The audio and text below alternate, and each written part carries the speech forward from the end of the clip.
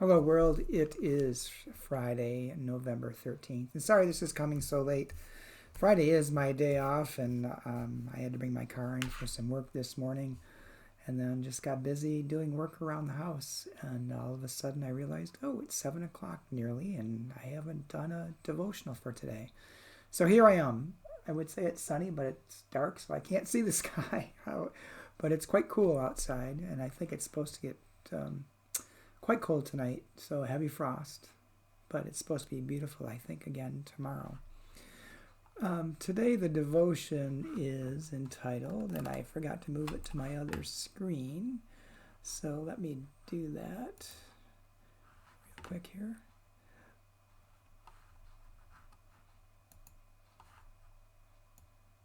Just give me a second.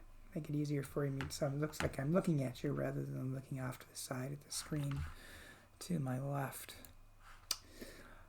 The devotion is entitled Humility and Unity, written by Molly Baskett. And Molly bases the devotion upon Psalm 123, verses 3 through 4, New International Version. Have mercy on us, Lord, have mercy on us, for we have endured no end of contempt. We have endured no end of ridicule from the arrogant, of contempt from the proud. And Molly writes, first of all, happy Friday the 13th after a consequential American election. Is today a scary, superstitious day? Serene? As always, I'm writing from the past. What happened, peeps? Did one or the other candidates win in a landslide? Is the election still being contested? Did the Supreme Court vote in our next president, winning in a lopsided contest between 6 lifelong appointees over 52 million citizens?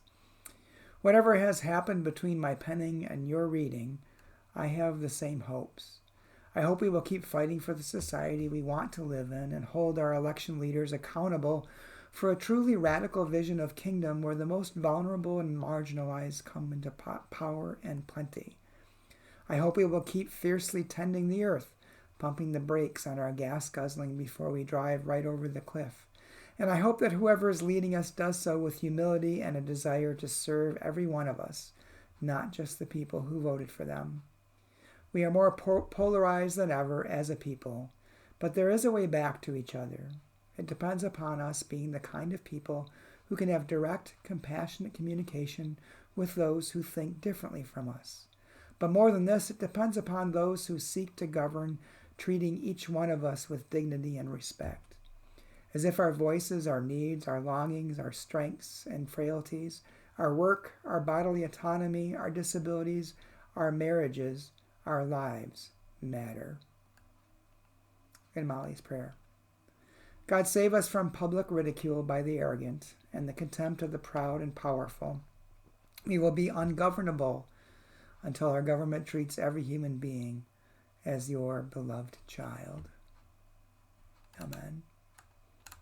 Well, this devotion for me calls to mind a sermon from the last week or 2 weeks ago about tending God's light in the world.